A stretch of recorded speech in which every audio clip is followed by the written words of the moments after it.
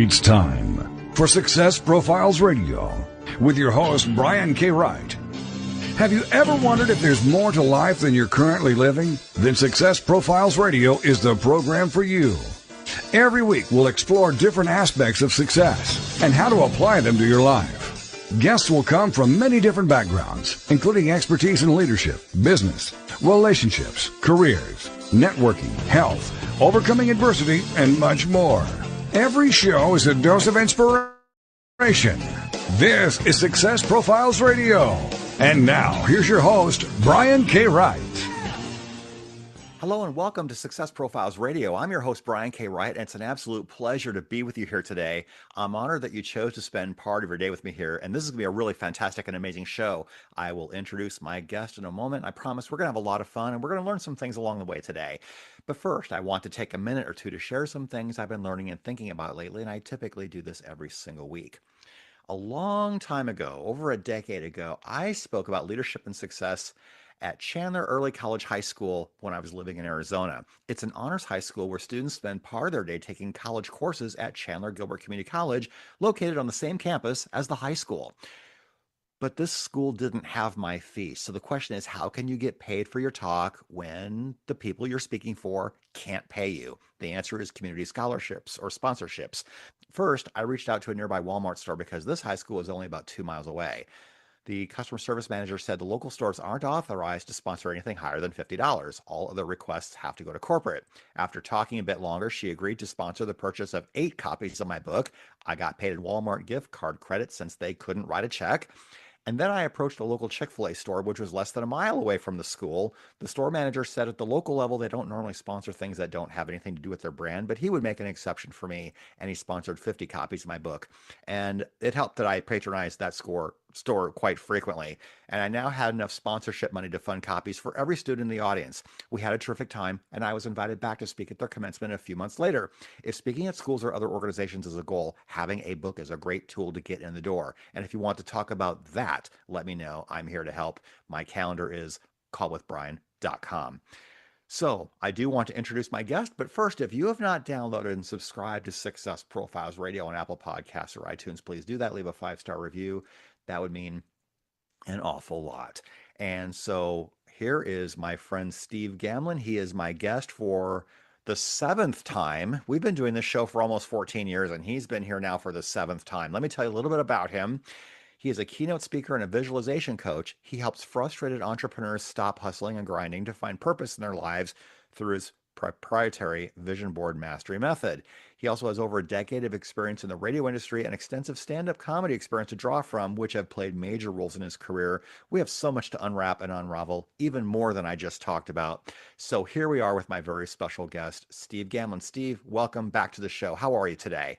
I'm doing great, Brian. Thank you so much. I didn't realize it was the 7th appearance already. That is awesome. Thank you. It is awesome. Your last appearance was a little over a year ago, and it's become a little bit of a tradition that we have you back right before the new year, because what you have to talk about is so relevant to starting over, no matter where you are in the year. But a lot of people tend to think about that most December, January-ish. But first, I want to ask you, did you envision early on that you'd be where you are now? I did. I just didn't know how the heck I was going to get here. Yeah. I had 4 goals when I was 11 years old. I wanted to be a radio DJ, an author of my own books, a stand-up comedian, and a teacher of people. But I had no idea how I was going to pursue any of it. So I really didn't kind of bother for a long time. Yeah, for sure. So tell us about your career. I did reference a couple of items. Yeah.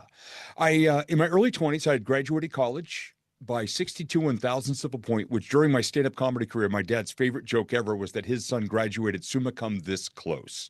And which now I think is funny. At the time, it bothered me because I'd wasted a lot of money. And when I was 24, a dear friend of mine named Danny asked me why I never pursued my goal of being on the radio. And out of excuses and just out of gas, summer of 92, I borrowed $4,000 from my grandfather, whose couch I was living on, broke and depressed. Went to broadcast school down near Boston. And at the end of the summer, I drove to Danny's house, and I hadn't seen him all summer because I was living in Boston at my mom's apartment. And he asked, "Where you been?" I said, "Radio school." And he said, Mm. no way. Did you get a job? I said, well, I got an internship that might lead to a job. Yeah. And he was so proud. And of course, I got the I told you so speech.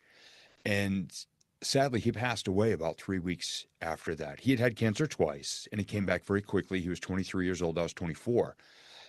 But the lesson I learned was when someone else believes in your dream, even when you don't, and they see you succeeding at it, you should really listen to them and not yourself, because that was the seed that got me through every single other stage of achieving all four of those goals. Now at 57, I've done them all, and I've been speaking now for 21 years. Did stand up for 7, have published 4 books so far, and was 28 years plus as an event DJ and MC. And even though I crashed and burned between most of these things, every single lesson at every single level taught me something that has made the next one better. Wow. That's absolutely fantastic. So tell us a little bit about, well, we all have many moments that we might consider rock bottom or pivotal moments, but tell us about your favorite one. My favorite one that actually created the most change, very quickly, as it turned out, Hmm. was in the early 2000s.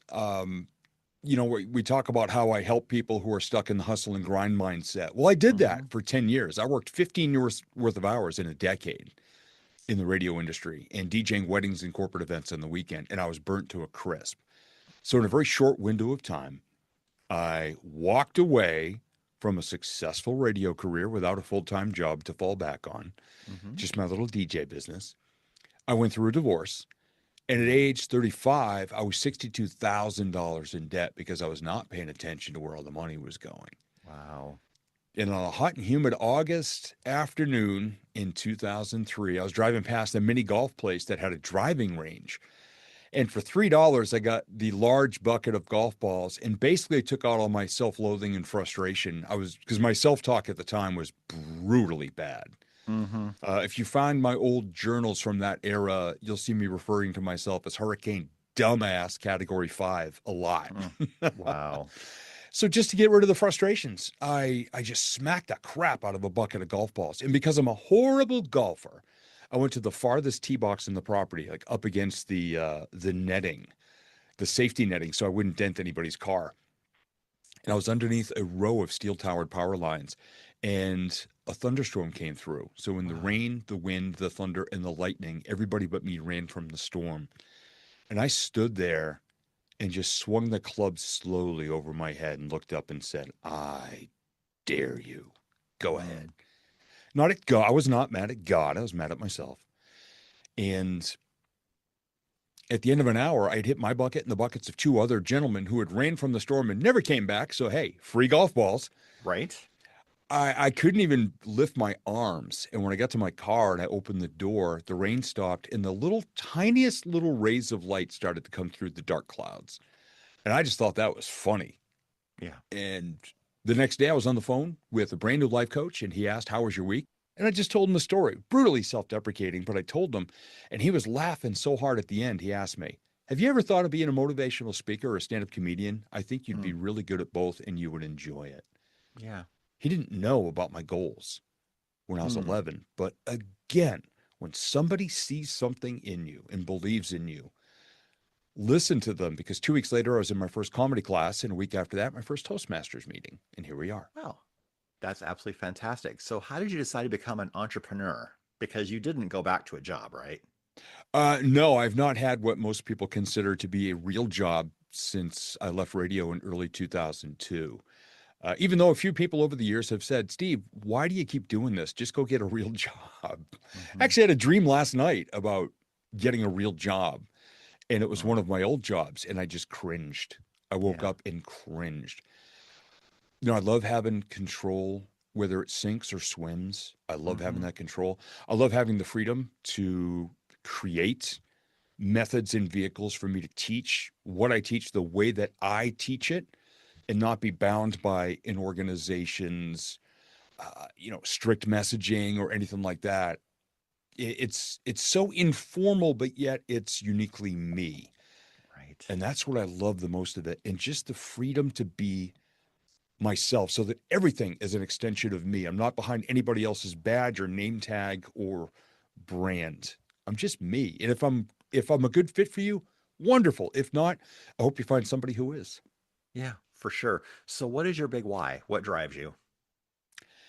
It has been actually since the day that my friend Danny believed in me when I didn't. That's why I'm a speaker. That's why I Mhm. teach the vision board work that I do, because I want to help people see the best version of themselves and then take the steps to become it, because that's usually the stumbling block, is taking action. People Yeah. either don't know what to do or they won't do the work thinking they can just snap their fingers, like the genie in the magic lamp in the DVD version of The Secret, which I Hmm. really think they dropped the ball on that part.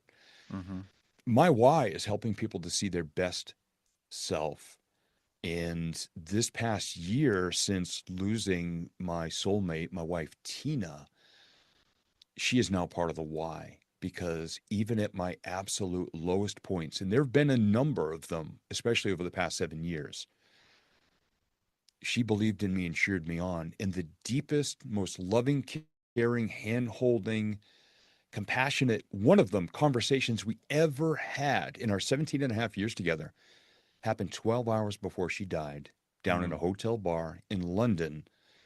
And she passed away the next morning, 12 hours later. And it was Wow. it was her pouring into me belief, and then her actually revealing a couple vulnerabilities of her own in Hmm. her own life. And then I got to pick her up as well. So it was just this amazing. If you could script a final conversation, you could not outdo the real one that we had. Yeah. And isn't it interesting how things like that turn into such memorable moments because maybe in some small way she knew this was her final time with you, maybe? Yeah, I believe it. Yeah. Wow. So we've got less than 2 minutes to our first break. What do you think is the highest value skill anyone can learn? Authenticity has got to be Mm. it for me. It is just be who you are. And I actually created a social media post on this earlier today. Be the best version of you every day and Yeah. stop falling for all these influencers and the people who say the hot new trend to go viral is this. And people are changing their public persona and their private persona. For me, if you just be the same person everywhere, in the long run, you're going to be so much better off and so much more magnetic in all the best ways. Yeah. I see entrepreneurs, especially online, who seem to pivot to something new every 6 months. And now I have no idea what to refer people to because Yeah. I don't understand what you even do anymore. Yeah. That's a bad place for you to be perceived. Mm-hmm. Yeah, absolutely. We've got less than 30 seconds until our first break, so I do want to thank Steve Gamlin for being here. We're going to have a fantastic and amazing conversation. We're going to talk about vision boards, goal setting, getting ready for the new year, and a new topic, how you can vision board your way through the grieving process. That's a pretty interesting idea. We have so much to talk about, and we'll come right back. This is Success Profiles Radio.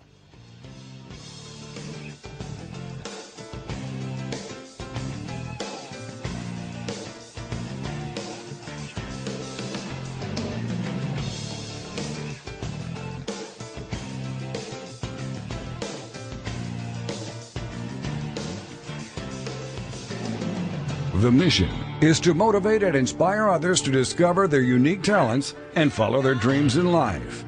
This is Success Profiles Radio.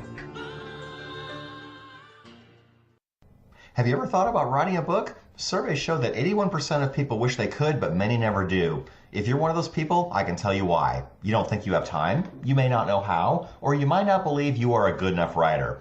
When you're working with an experienced coach, these reasons go away because I will help you every step of the way. If you want to know more about how to write a nonfiction book, whether it's business, self-help, or how-to, reach out to me at www.briankwright.com for more information. Once again, that's briankwright.com. Welcome back to Success Profiles Radio. So many people live their lives wanting more than they currently have. And this show will clearly demonstrate the principles, if I can do it, you can do it. So let's get back to the show. This is Success Profiles Radio. And here again is your host, Brian K. Wright. And we're back. This is Success Profiles Radio. My very special guest this week is Steve Gamlin. We're going to talk about vision boards in a moment. But if you've not picked up my most recent book, it's called The Greatest Lessons I Learned from My Coach. You can find it on Amazon. And if you've ever had a coach or thought about getting a coach, it's a great, great book to have because I, along with several people who contributed chapters to this book, have all discussed the greatest lessons we've learned from our coaches. And hopefully it'll quantum leap you forward a little bit. So go ahead and get that. The Greatest Lessons I Learned from My Coach. It's on Amazon. So, Steve, do you have coaches and mentors? I know you do.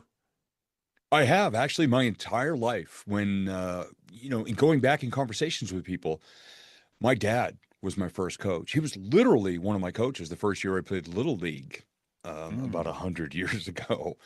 And some of the lessons he taught me even then as my Little League coach have stuck with me my entire life. But as a dad, he was phenomenal.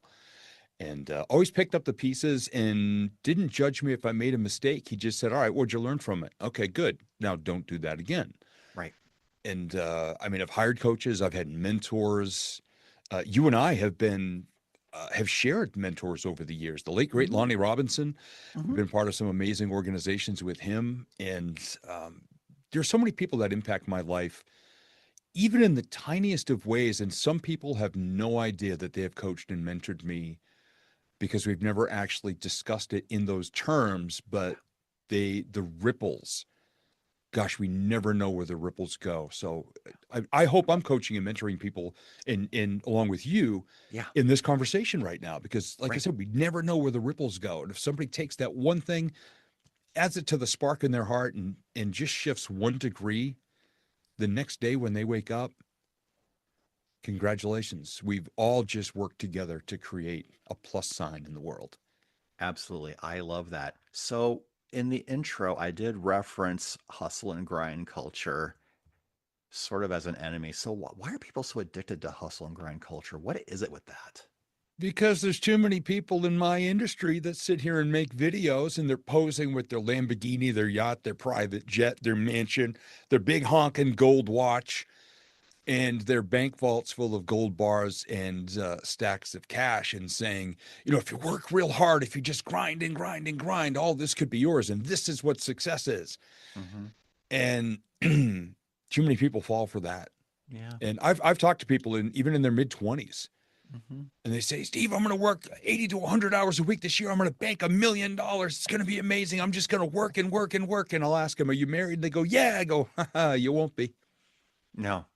By the end of the year, you won't be. And a sad side effect of the hustle and grind thing is people tend to ignore the other parts of their life, which are very critical. And in my work, I work with a life wheel, which is a pretty common tool in personal development.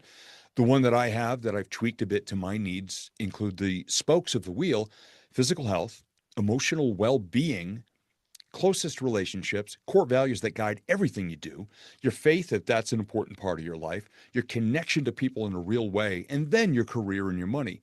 And if you put it all in career and money, guess what? Those other 6 areas may suffer. And some people justify hustling and grinding that they relax the rules on their core values a little bit, and they may lie, cheat, and steal a little. They may trip somebody else on the way up the mountain just so they can get there first. And what they don't remember is all those areas of your life are working together 24/7. You ignore them.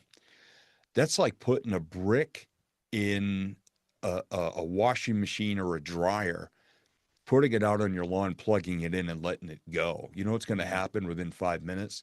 That machine's not going to work too good anymore because no one's maintaining it and it's actively destroying itself. That to me is the hustle and grind mindset right there. Yeah.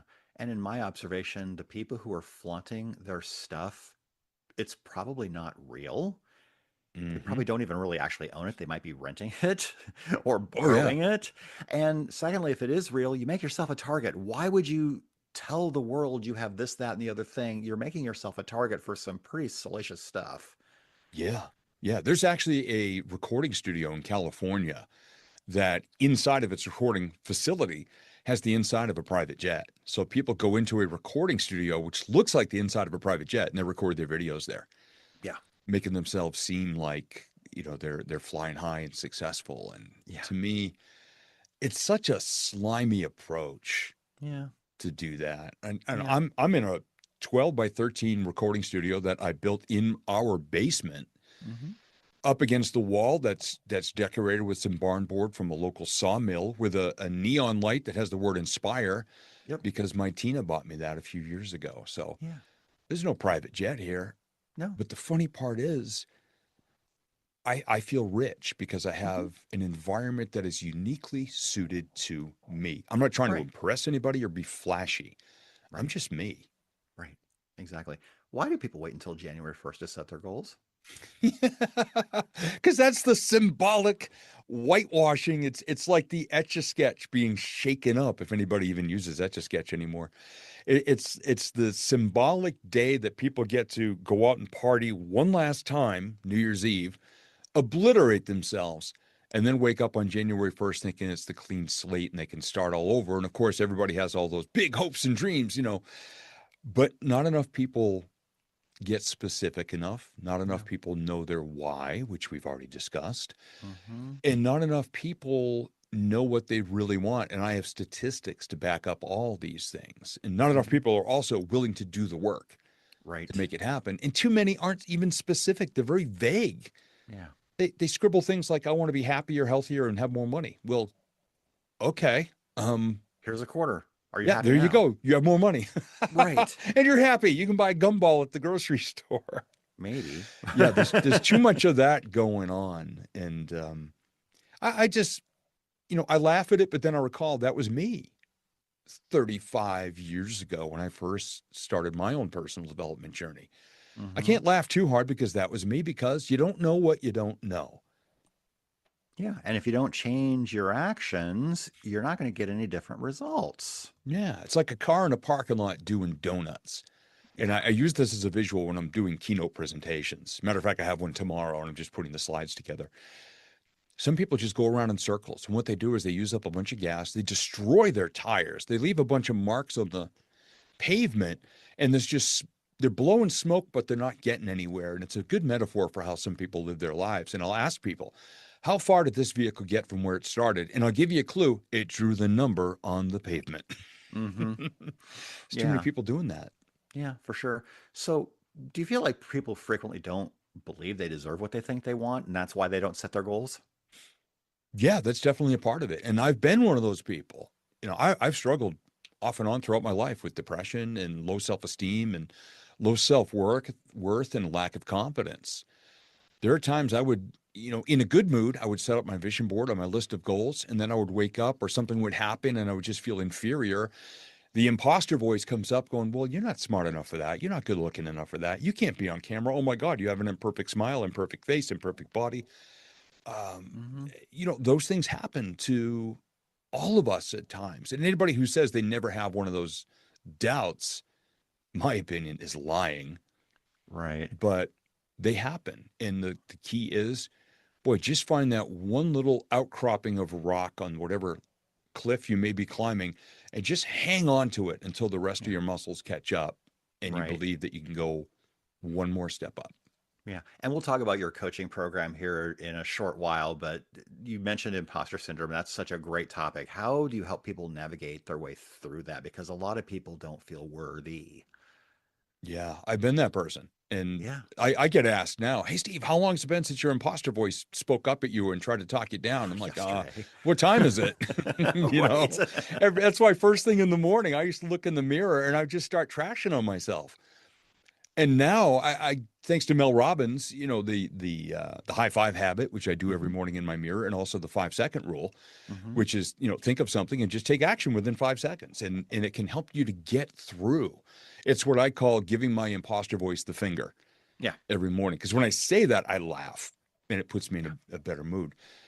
Yeah. Understand, you got this far. You've survived everything life has thrown at you so far. The ups, the downs, everything in between, falling into the ashes, burning off your tail feathers, and then like a mighty phoenix rising again and just remembering to bounce higher. But you've survived everything so far. And you Yeah. have the ability to have a positive impact on the next person you share energy with, or a conversation, or a simple act of kindness. So Yeah. understand, your imposter voice just wants to see you fail, Yeah. It and you does. being positive and just clicking one step in a positive direction each day Hmm. is a great, beautiful way to give that imposter voice the finger. And I just think of giving the finger not as a bad or an angry thing, just as a funny thing, like, hey, you can't touch me today. Hmm. Hashtag up yours. It's my favorite Hmm. hashtag. Absolutely. Now, I know you had a huge heartbreak about a year ago, and you've referenced that already, but I want to ask, is it possible to vision board your way through the grieving process? I believe so because I'm currently doing it. I'm actually Yeah. part of a 30-day challenge right now with a dear friend of mine. His name is Micah May, and Micah has been one of the people that's been a great help to me this year. Hmm. And one of the steps that I chose to do every single day is to create a visual, a picture, a word, a hashtag, a meme, a something to help guide me through 2026 in the quest to rise up out of the grief and to create something positive through it. Not to deny it or forget it, but to just make it a part of me moving forward. And each day I've been putting a lot of thought into what do I want my life to look like without Tina, but still holding her very close in my heart. Yeah, for sure. And I know all of this happened while you were on vacation outside the US. How much harder is it to navigate through a tragedy like this when you're on vacation and not even in your own country? Very, very difficult. We were in London for just over 24 hours when she passed away. And I believe in angels. And the day before, I'd used her phone on the sidewalk to take a picture of a building across the street because it looked like Nakatomi Plaza from the movie Die Hard. And I just thought that was very funny. Hmm. And when we got back up to our room, I said, "Oh, babe, what's the password to your phone so I can get that picture?" Hmm. In 17 and a half years together, I had never asked her the password for her phone. Hmm. And because of that, I was able to access all the information about our hotel reservation, our flights home, the limo picking us up at the airport in Boston, her family's phone numbers, Yeah. everything. It was a nightmare. Police, paperwork, procedures, everything. Instead of a 5-day vacation, I was stuck there for 2.5 weeks. Wow. That is unbelievable. Well, we are coming up against our next break. I know that when my dad passed, at least my parents were vacationing in Florida, so they were in the US, but that was still very, very hard too. We will come back after the break and we will talk about the Vision Board Mastery Program, which you have rebranded as the Ultimate Life Vision Program. We will talk about that and we'll talk about why you rebrand and what helped you encourage you to rebrand and misconceptions people have around vision boards and so much more when we come back. This is Success Profiles Radio. Please stay with us.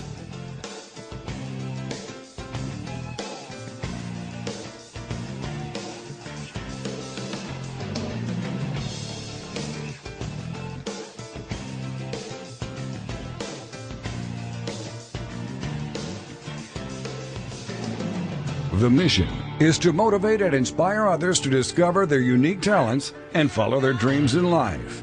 This is Success Profiles Radio.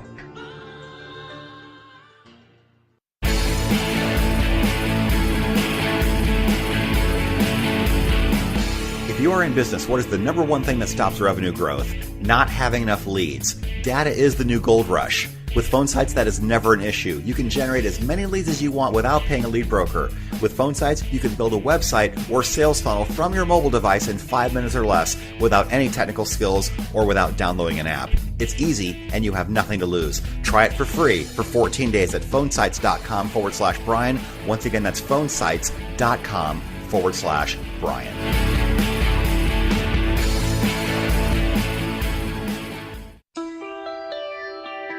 Welcome back to Success Profiles Radio. So many people live their lives wanting more than they currently have. And this show will clearly demonstrate the principles, if I can do it, you can do it. So let's get back to the show. This is Success Profiles Radio. And here again is your host, Brian K. Wright. And we're back. This is Success Profiles Radio. My very special guest this week is Steve Gamlin. We're going to talk about vision boards next.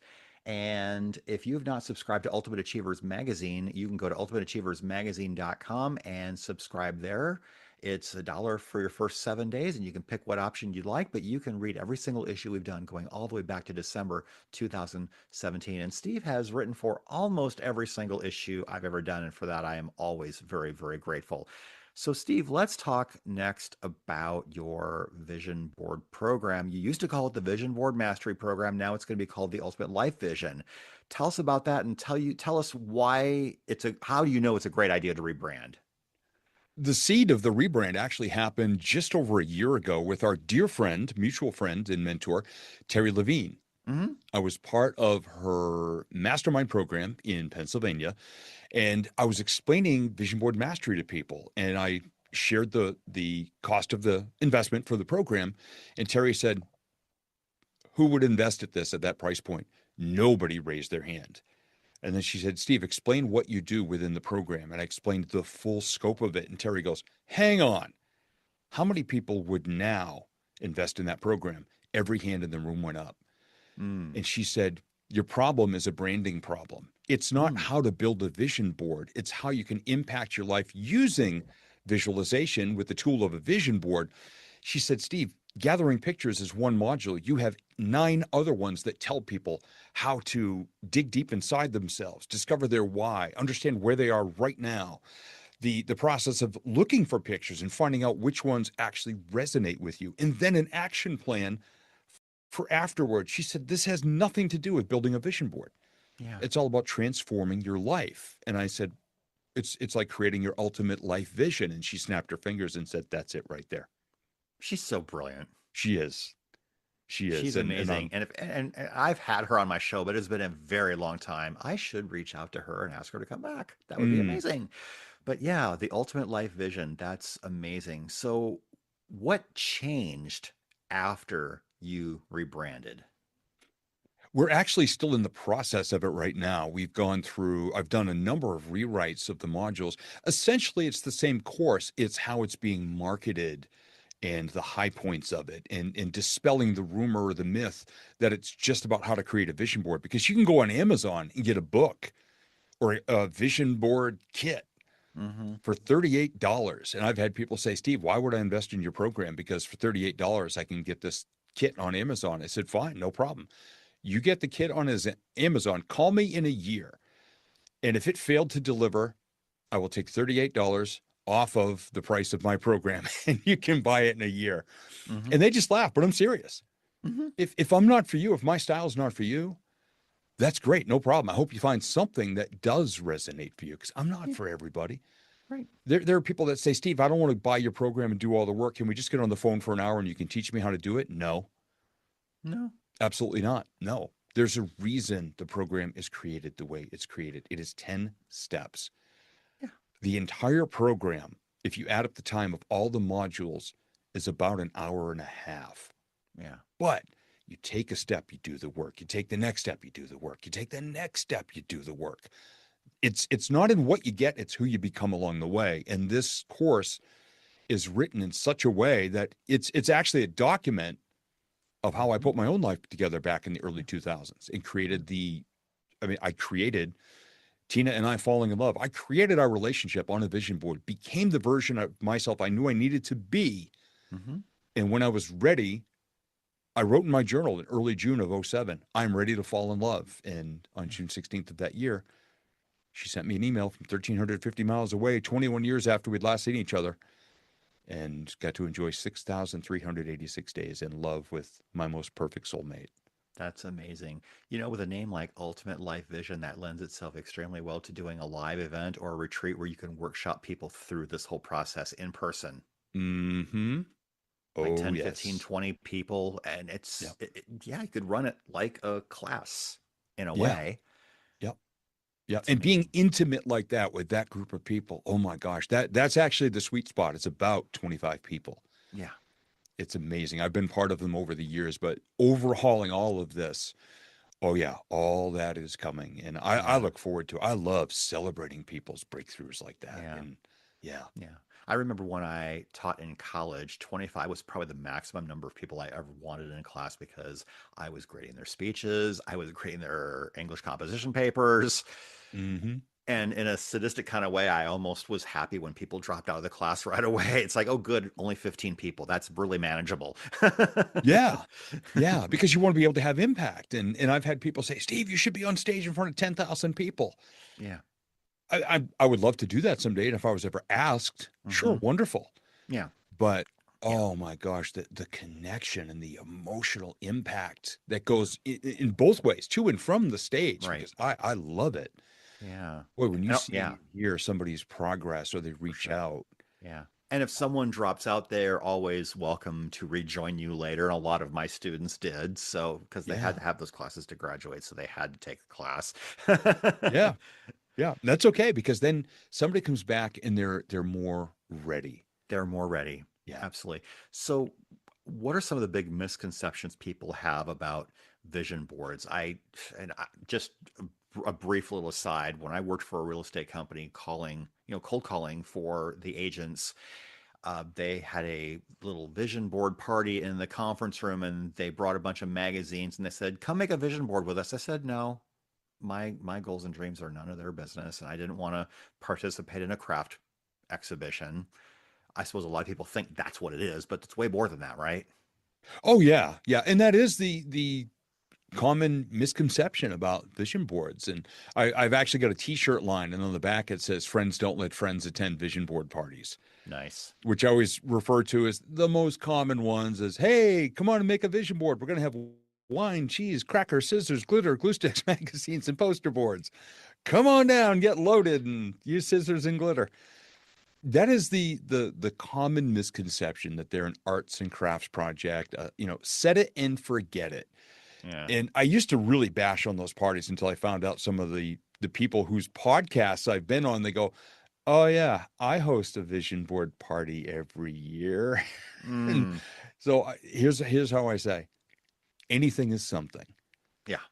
But too many people, they don't do the work in advance to understand what they really want. And Yeah. with the help of our mentor Lonnie, Hmm. I conducted a survey a number of years ago and said, look, if you are a goal setting person and maybe you've tried visualization or vision boards, but you don't feel you got the bang for your buck, the reward that you expected, the outcomes that you said you desired, why do you feel that is the case? And they were allowed to choose more than one. 60% of people admitted it's because they didn't take action. Yeah. That's more than half, just that they didn't take action. 47% of people said they weren't sure what they really wanted, yet they sat there with a magazine and just slapped pictures on a board, going back to the vision board starter kit of all the fancy trappings of success. Yeah. 34%, I believe, said their own fear and self doubt derailed them. The Hmm. imposter voice crept in, like, this is a great board. The next day they wake up and they go, oh, I don't know. And right about that same amount of people said they couldn't break their own bad habits. Yeah. If you've learned a bad habit, you can unlearn a bad habit. It's Yeah. it's some are more difficult than others. I get it, Yeah. but you learned it. Now learn something. You didn't always have that bad habit. Right. Learn to be the person you were prior to that bad habit and find people who can help you navigate it. Yeah. People who've done it before are the best sources of the steps and the support to get your head right Yeah. and understand what you want and build an action plan to Yeah. go from point A to point B. You can't just snap your fingers. It's like people that win the lottery. They win millions of dollars because they wanted to be rich. What happens to most of these people within 3 to 5 years? They're broke, miserable, depressed, Hmm. suicidal, divorced, Hmm. falling apart. And some of them actually say, I wish I'd never won all that money because they Yeah. didn't get acclimated. Right. It was what they got versus who they became. Yeah. You have to be the kind of person that is equipped to handle that level of money or that level of success. And I think that's, like you said, that's why some people revert back to who they were because their inner thermostat is set to a certain level and going beyond that is very uncomfortable. So they just self sabotage. Yeah. Yeah, and that's a word, that's a term and a metaphor that are again, we both really respect and appreciate Ed Milet as a Hmm. podcaster, and that's a story he uses a lot. Every time he says it, it hits me real hard, thinking, "Oh my inner thermostat has stopped me from getting hotter in life, in business, in whatever, because I always fell back to where I felt I belonged." And Yeah. it just compromised so much potential progress over the years. So when you said that, it made me Mhm. think of Ed Milet. Right. So give us a quick story about a successful client who's gone through your program and what happened. Oh, I mean, there are many, but pick one. one of Yeah. my favorites. Um, Her name is Lori, and Lori lives with ADHD. I mean, off the rails. She even wrote a book called the number 8 DHD, ADHD. And she was really struggling to stay focused. She had all these things she wanted to do. One of them was to write a book. And when I asked her, she said she wanted to do the audio version of it herself. And I asked her, where in your house can you record? And she said, I don't have a place. So I said, oh, perfect. Let's have a coaching call and talk about your new recording studio, which flipped her out a little bit. But she had this little area of one room. And I said, now, what I want you to do is understand you don't have to dump up thousands of dollars here and you don't have to make it look a certain way. Create your environment, extension of your mind, your heart, and who you are. She and her husband, Dean, built it in less than a week. They went to a fabric store. She got like zebra print and leopard print and all these bright colors of material. And in less than a week, she built her recording studio. Mm. And she sent me a video from there as a testimonial. And it's just every time I see her on camera in that studio, she is smiling. And that's one of my favorite quick things. It doesn't take years to achieve your visions. If you believe in yourself and have the mentorship, you can do it if you take the action and believe in yourself enough to just do the next step. And I absolutely adore her, and she inspires me every day. I love that. We are coming up against our final break. I cannot believe how quickly this is going, but of course, it always goes fast when you're talking with someone you love, respect, and are comfortable talking to. And I'm just so very glad that Steve is here once more. When we come back, we will talk about his speaking career. He's done keynotes for organizations for a very long time. We'll talk about where to find gigs, great speakers he looks up to, and the importance of attending events. And we'll also talk about how you can use tragedy to create something really good, such as a book. I did that, and he's about to. We'll talk about all that and so much more when we come back. This is Success Profiles Radio. Please stay with us. Don't go away. Down the stretch we come when we return.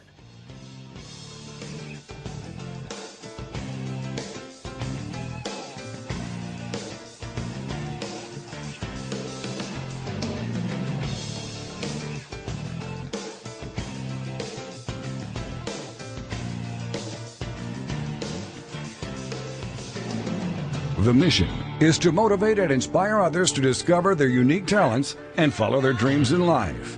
This is Success Profiles Radio. Have you ever thought about writing a book? Surveys show that 81% of people wish they could, but many never do. If you're one of those people, I can tell you why. You don't think you have time, you may not know how, or you might not believe you are a good enough writer. When you're working with an experienced coach, these reasons go away because I will help you every step of the way. If you want to know more about how to write a nonfiction book, whether it's business, self-help, or how-to, reach out to me at www.briankwright.com for more information. Once again, that's briankwright.com. Welcome back to Success Profiles Radio. So many people live their lives wanting more than they currently have. And this show will clearly demonstrate the principles, if I can do it, you can do it. So let's get back to the show. This is Success Profiles Radio. And here again is your host, Brian K. Wright. And down the stretch we come. This is Success Profiles Radio. My very special guest this week is Steve Gamlin. And if you've been listening to some of the commercials, you'll know that I help people write their books, whether you want help getting started or whether you want help during the journey or whether you are done and just want help with editing and publishing. I can join you wherever in the journey you happen to be. Go to callwithbrian.com, set up a time to talk, and I will be glad to talk with you about your current project or whatever it is you'd like to do. And we can discuss the viability of working together or not. And there's no pressure whatsoever. So Steve, let's talk about your speaking career. You've done keynotes for organizations for a very long time. Tell us how you got started and where you find your gigs at. I got started actually when I was still in Toastmasters, when I was brand new to speaking. And according to the videos that I still have, was not very good. I just, word got around that I could speak, and I was a storyteller, and I had a couple of lessons, and somebody said, oh, we've got a Chamber of Commerce event coming up that you could speak at, or, Rotary meetings, which is, depending on the time of the day, the rubber chicken rodeo circuit or the cold scrambled egg circuit if it's a morning meeting. And I just started to speak at some of these, and people might come up at the end of the event and say, hey, do you ever speak for companies? I sure do. Well, we're having a meeting next week. Would you be available? Sure. And that's how it started. And then I would just ask for a simple testimonial or a video testimonial. Those are gold. Mm-hmm. And it just started to go from there, and it built up, and I got fairly busy. And then, like everything else, a handful of years ago, the pandemic came along and completely destroyed both that and my DJ business. Mm-hmm. And, on the real life side of things, including my wife, Tina, I had 4 people very close to me pass away in about 6 years. And that sidelined me emotionally for a long time. Mm-hmm. So I'm now getting the momentum back behind me. And I just had a really amazing corporate event last month. And so we're back, and it feels really good. And I've got so much more to talk about now that, having lost Tina, it opened up actually a whole new audience for me to be able to add value for, with financial planners and insurance people. I'm the kick in the butt catalyst to get people to finish their paperwork in a timely manner for them, Mm-hmm. because I've got a cautionary tale that will scare a lot of people into action. Yeah, for sure, for sure. Who are some of your favorite speakers that you look up to? We mentioned him already. I love Ed Milet, Yes. Mike Rowe, the Dirty Jobs guy. I Oh was yeah. very fortunate to see him at a live event. Wonderful style. It's listening to him is like sitting on a front porch. And I'm kind of similar in that respect. Mm. Mel Robbins is a speaker I really enjoy, and I appreciate Mel's message and her style. Mm-hmm. Um, my favorite of all time is Jack Canfield, who I did Yeah. have the pleasure to meet and shake hands and thank him for the inspiration that he gave me as a new speaker Mm-hmm. many years ago. And they're among my favorites. Yeah, for sure. So you mentioned the importance of talking about going to events. Why do you go to events? I go to events because I want to create impact for somebody. And I say, one of the first things I say when I get on stage is, look, I don't jump up and down and yell things that rhyme. I don't put a bunch of words on the screen, turn my back and read them, because you can just read them yourself. Mm-hmm. My mission is to have you wake up tomorrow morning and think one more positive thought, speak one more kind word, especially to and about yourself, or take one more positive action as a result of our time together. And if you do that, just know this is a massive win. Yeah, for sure. And I So aim how for do you, the cheap seats in the back rows, because those where the scared people are sitting, because yeah, that's where I used to sit.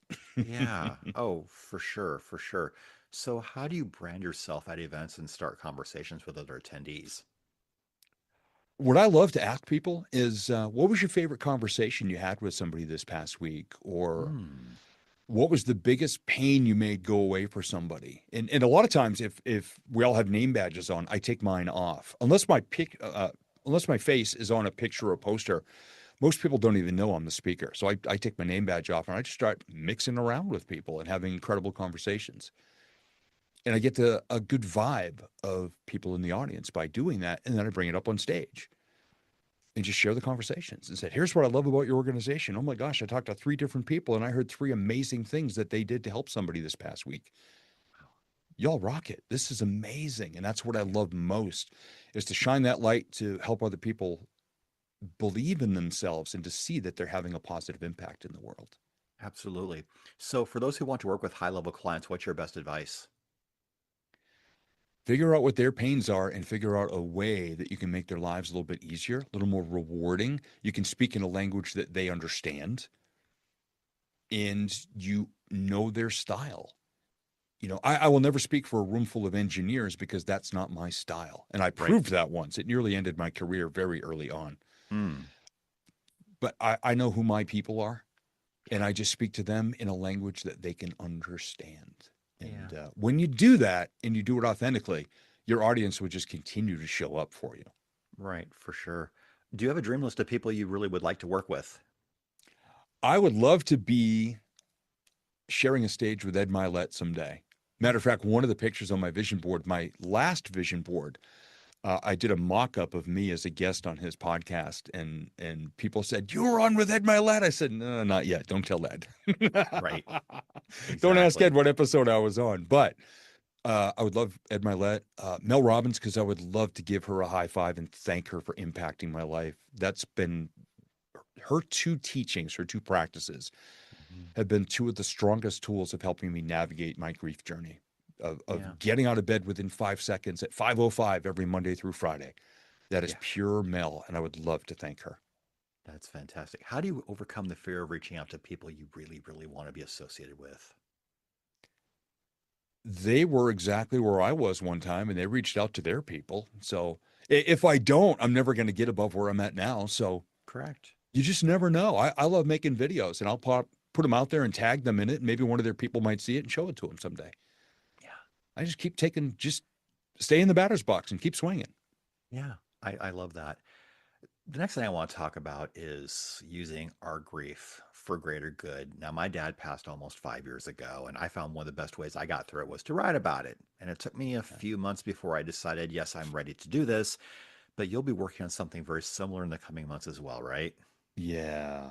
Yeah. Even, let's see, when Tina passed, I was in London all by myself, shaking and shattered for about 5 days. And Yeah. then my sister flew over to be with me for a couple weeks. Even within those 5 days, I had a couple of people who have my permission to speak to me this way say, Steve, when's the book coming out? We know Yeah. your story. Your love story with Tina was just phenomenal. Hmm. When's the book coming out? And then somebody asked as well, when's the movie coming out? Yeah. And I said, well, the movie's going to have to wait, but the book is in my head. I just bought a journal recently, a very special one that Tina actually guided me to at a Hmm. bookstore. And I'm going to start putting together all the lessons and the stories in that journal. And that's what's going to become the book. Yeah. There's one part of this whole thing, the legal process behind the scenes, that is still playing out, unfortunately. Yeah. But the book will not be done until that has completed, so Right. that I have all of the lessons in it. But it's already being sketched out and kicked around in my head, and I've got a pretty good idea of the main. Each story will have a lesson, so there'll be relatively short chapters. Yeah. And it's very digestible. And I love that Yes. thought a lot. So tell us about your podcast. You're relaunching that very soon too, aren't you? Yes, I didn't do an episode for a number of months after losing Tina because I would just come down to the studio, look at the microphone, and just say, I'm not feeling it. And I Yeah. just couldn't. I did one episode in, I believe it was early April, and I was almost in tears the whole time. Yeah. And so were my listeners because I heard from them. You made me Oh, cry. So I did a few episodes and I said, I'm not going to relaunch it until I feel it. yeah. And right about January 1st, not symbolically, but just because my head and my heart are in such a place now, uh, through recovery and through working with grief therapists and counselors, I'm ready to start sharing again. So it's going to relaunch. Motivational Firewood is going to relaunch right around January 1st. And then, for those who want to hear it, if you have Alexa in your home, and I'm sorry if I just triggered her to turn on, you can say, Alexa, please play the Motivational Firewood podcast, and it'll Nice. pop up. So you'll keep the same name. Yes. Perfect. Yep. Perfect. I know we teased the idea of core values a little while ago, but we never really specifically talked about it. So I'd like to ask you what some of your top core values are. Yeah, they are actually on a piece of artwork here in my recording studio, thanks to our mutual friend and brother, Chris Whitehead, who had this Yes. made for me. My 4, build the best relationships.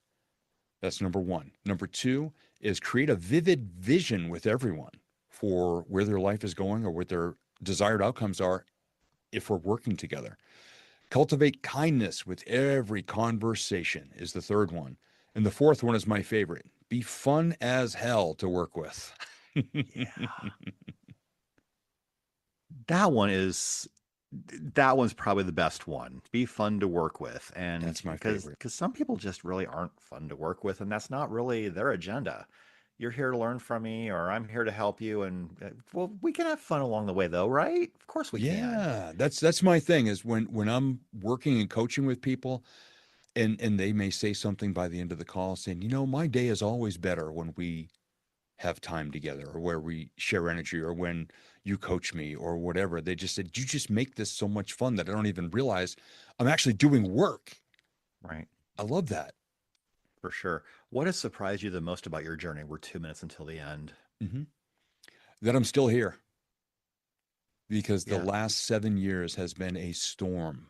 4 deaths, the pandemic that wiped out both businesses. I was inhaling toxic black mold through the vents in the ceiling of my office for 2 years before we finally realized it and were able to fix it. And I had to do a cellular detox and everything. My organs were, everything was just off. And I was in a brain fog for 2 years that I thought was just depression. It wasn't. It was my body just shutting down. Wow. So I'm amazed I'm still here. But the reason I'm still here doing what I'm doing at the level I'm doing it is because I've taken notes the entire way. Yeah. I couldn't possibly remember it all. And every single thing I write down, I journal daily. I have a gratitude journal. I have an ideas journal. I have all these things going on. I'm just documenting the next thing I'm going to teach. And now, through my grief journey, that's going to be another part that I get to, building this new vision board that's going to guide me from where I am right now to where I want to be while honoring Tina in the process. That's going to be a whole new journey for me. Fantastic. And real quickly, who inspires and motivates you? And then let us know how we can find you. Yeah. My Tina still does. Yeah. People say, if you could talk to your 30-year younger self, what would you say? 3 words. I said, always remember Tina. Somebody asked me last week, what would your 80-year-old self tell you? And I said, simple, always remember Tina. And for people to reach me, it's nice and easy. Steve Gamlin, Gamlin, speaker.com. SteveGamlinSpeaker.com. You can find me on Facebook and LinkedIn. Just look up Steve Gamlin. Perfect. Steve, thank you for coming back. This was really fantastic. I'm glad we got to explore some new topics this time around. Yeah. Thank you, Brian, man. I love you and I appreciate you, brother.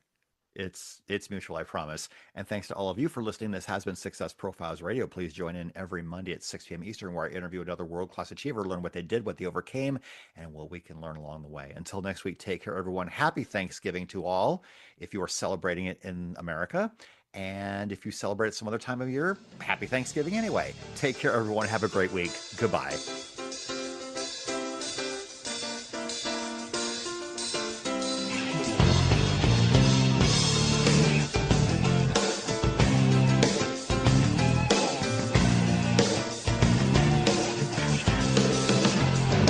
Thank you for being a part of Success Profiles Radio with your host, Brian K. Wright. Each week, we'll explore different aspects of success and how to apply them to your life.